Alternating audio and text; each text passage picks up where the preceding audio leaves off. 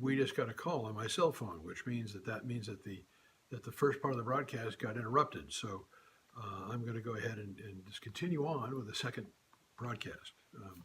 We were talking about the right to bear arms before we got interrupted and had a technical glitch. Um, I believe that it's not guns that kill people; it's the people behind the guns. What the statistics show is that in the vast majority of cases, somewhere in the 98, 99 percentile of these kind of attacks, they're happening in gun-free zones. So that means the person who's doing it knows that he's not going to get return fire. I think it's important that we deal with the healthcare issues or the mental health of the person. We need to do vigorous background checks.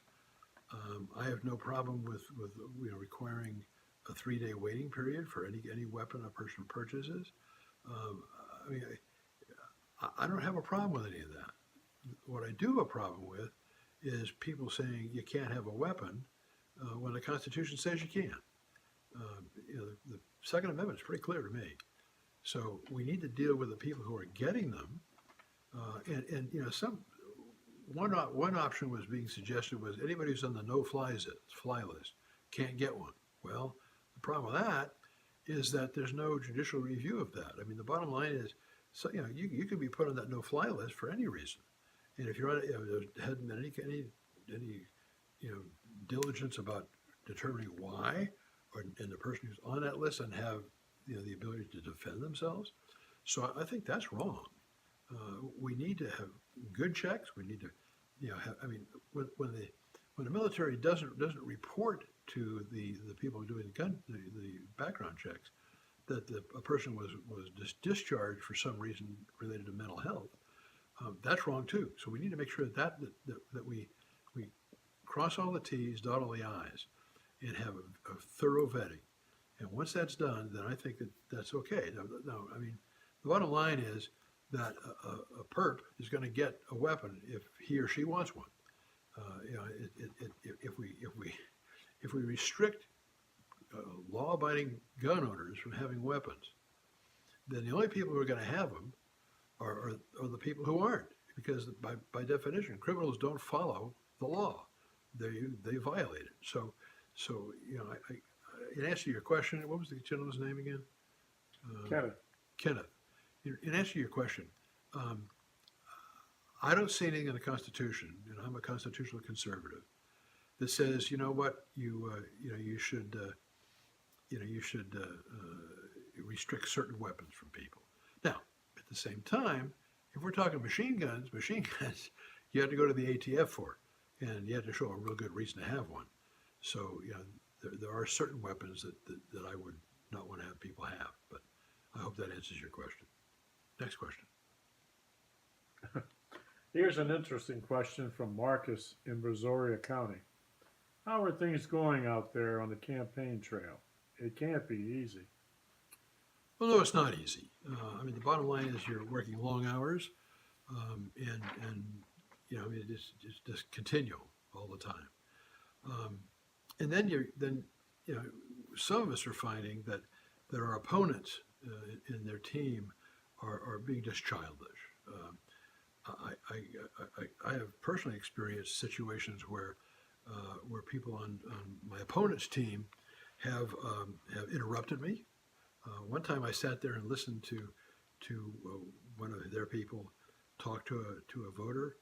I probably waited 5-6 minutes. Didn't interrupt, didn't talk, just listened and sat there or stood there. And then I started talking. And then I got interrupted. I was told I was a liar. I've been accused of that. Well, I'm looking you right in the eye at this camera right now, and I'm telling you I am not a liar.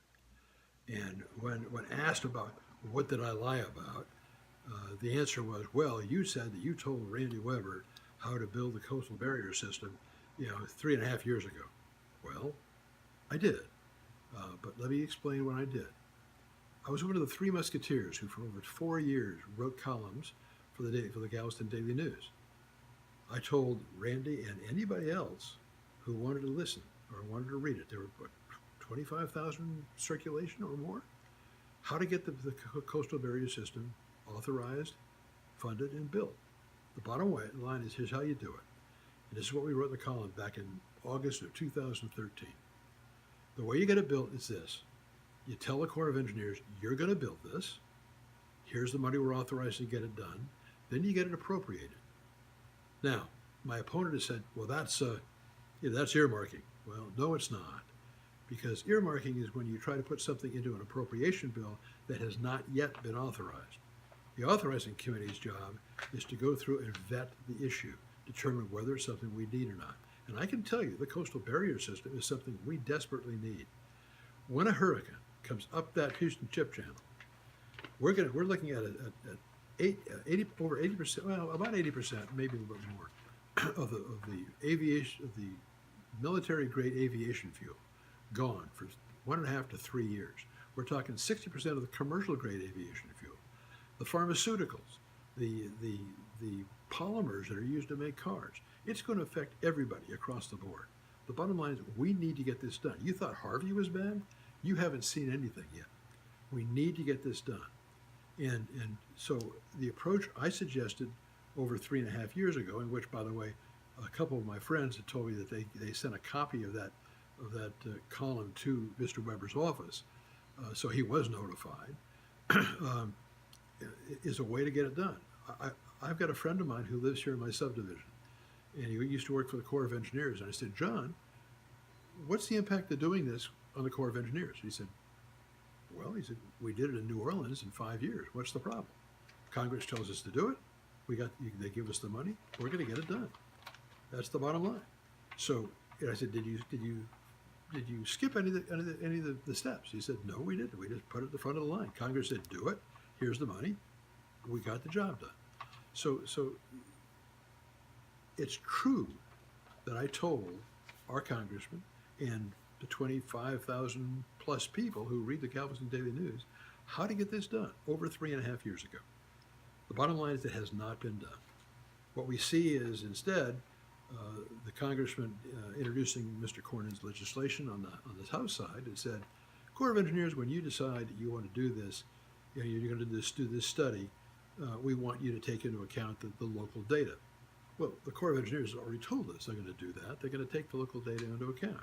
So that bill did nothing, and it got passed eventually. And the bill he introduced didn't get passed, but Mr. Cornyn put it in the water infrastructure bill, which did get passed, but it didn't do anything. So it's a matter of getting the actual project going. Now, Governor Abbott, to the surprise of many people, including our county judge and others, said, well, there's $3.2 billion set aside for the Ike Dike. Well, that's not really true. What it is to say we have $2 billion available. You have to apply for it, and it has to be approved. The other part of this thing is that people don't understand is if you go through the regular process, like Mr. Weber and others are doing, it's going to go on the list of things that need to be done by the Corps of Engineers. The Corps of Engineers has about $60 billion worth of projects that need to be done. The bottom line is, it's not going to go to the top of the list. It's going to go to the bottom of the list and have to work its way up. And Mr. Trump has reduced the Corps' budget, in his budget, by 15%. Well, that means that even less is going to get done. So we need Congress to say, Corps, you're going to do this. You're going to do it in this period of time. Here's the money. And that's how we get this done. If we don't get it done, and when a hurricane comes up that channel, it's going to be catastrophic, not just for us and the 27,000 people who work on that channel and the 200,000 people who are contractors who support them. It's going to be catastrophic for the entire country. The car industry is going to be affected. The commercial airline industry is going to be affected.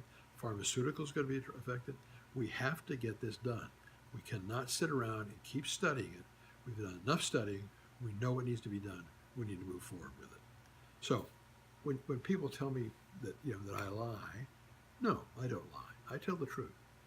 The bottom line is that when you have to stoop to that kind of silliness, it tells me that there's a real problem with my opponent's campaign. And one other thing, the other day I was out talking to a voter, And after being interrupted several times by my opponent's people, I was talking to this voter. And what my campaign staff is telling me is the three of them were standing behind me going, I mean, come on. That's just absolute silliness. That's being elementary school, if that. If that's all they have to provide as an input, come on. I mean, think about what's important. Get to the issues and give everybody a chance to talk. Be respectful of each other. That's how you get things done in Congress, and that's how you get things done here. So I appreciate it. Anything else? Let's see. Georgia and Jefferson County asks, your campaign literature says you have the ability to bring people together. Can you give me an example or two of when you do this or did this? Well, sure. I remember one time when I was on Capitol Hill working on a piece of legislation, and it was in conference committee between the House and Senate. Both the House and Senate had passed the bill. And there was a sticking point in this particular legislation, and the House and Senate were not, weren't going to agree. There was an issue there. And somehow the Lord gave me some insight.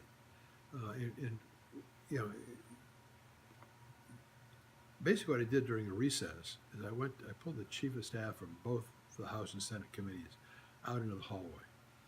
And I said, now, House, you want this, correct? And they said, that's right. And I said, now, Senate, you want that, is that correct? They said, that is correct. I said, well, what happens if you tried this instead? Doesn't this give you both what you want? And they looked at me, they looked at each other, and they looked back at me and said, we can get this done. They went back out of the recess. 30 minutes later, we had legislation. It then became law. So the bottom line is, I have that ability to, God-given or whatever, to see what people really want and try to pull them together. I'll give you another example. In Austin, I handled a lot of election legislation when I worked for the county clerk from Galveston. I was not a state rep. I was just a person working for the Galveston county clerk. And I was, moving a number of bills forward that the county wanted. And I was working with Wayne Faircloth, and I was working with Greg Bonnet to do that. And this one particular bill having to do with countywide vote centers. We had an agreement. We had about 7 stakeholders. And we had an agreement. The stakeholders included the head lobbyist for the Democratic Party of Texas, the same person for the Republican Party of Texas, Harris County Clerk's Office, Ballot Security Office, Republican Party chairs, the list goes on. And so I'm driving down I-10 at about 70 miles an hour, and I get this phone call from one of these parties, one of these stakeholders. They said, Sarge, I got a problem with your bill. And I said, wait a minute, we all agree to this. What's the problem? Well, I don't like this. He told me what it was. They said, okay, let's get together around 1 o'clock, and we'll get together at the Capitol. We'll sit down and we'll talk about it. So we got everybody together, and we were talking from 1 o'clock to around 2 o'clock. And I made some suggestions, and other people made suggestions, and we came up with a compromise. Now, the hearing started 2 hours later. I didn't have time to sit down and draft the language. It was my job to draft the new language, the change that they wanted. But every one of these people got up before the committee on record and said, this is must-pass legislation. We need to have you vote this out of committee. We need it to go to the floor and be passed. We have a change coming, but once you get that change, we want you to move this and move it quickly. Now, they hadn't seen the language. I hadn't drafted it. What does that say to you? What it should say to you is that they trusted me to do it right. I went ahead, drafted the language, I circulated it to every single one of them. They cleared off on it before we gave it to the committee. All right? They trusted that I would do that because they knew that I worked together in groups to get a consensus. That's an example of how I do things. Because, if you're dealing with a coastal barrier system, or you're dealing with helping the red snapper fishermen, or whatever it may be, that's not a Republican versus Democratic issue. Those issues are issues that cross party lines. And if you treat people with respect, they're going to, by and large, they're going to treat you with respect back. If you try to force your position upon somebody, they're going to regurgitate it back on you. And that don't work. I mean, I can tell you when I was on Capitol Hill, I saw a lot of people who labeled themselves as one thing or another. I'm not going to do that. I'm a constitutional conservative. I'm going to vote that way. But I can tell you that I'm not going to join the Freedom Caucus, because once you do that, that labels you. My opponent's a member of the Freedom Caucus, all right? But there are certain people who won't talk to him. I suspect that's at least the case because of the reputation of the Freedom Caucus. When you're working things that go across party lines, you don't want that baggage. And I don't want that baggage either. I'm a conservative. I'm a constitutional conservative. I will vote that way. And I will do what's right. But I'm not going to shove my ideological position down somebody else's throat. Any more questions? No, don't have any. Okay. Well, I think what we're going to do is we're going to call it quits at this point for tonight as well as for next week, because unless somebody has a lot of questions for me, I'm not going to go ahead and continue. So we've done 5 of these town hall meetings. This one today is part 1 of part 2, unfortunately, but that's the way it happens. But we're going to go ahead and stop it at this point. If you do have questions for me, please feel free to email them to me, and I'll be glad to try to respond to them. Until we get together again, God bless you. God bless this country. I would really appreciate your vote. It's important that every single one of you who support me get out there and vote. I can tell you that I could win this election. I could win this election because people who know what's going on are voting for me. It's unbelievable that I have people coming out of the woodwork and saying, I voted for you, I voted for you, I voted for you. And I believe I could win this. But it's in God's hands, not mine. Have a great night, and God bless you.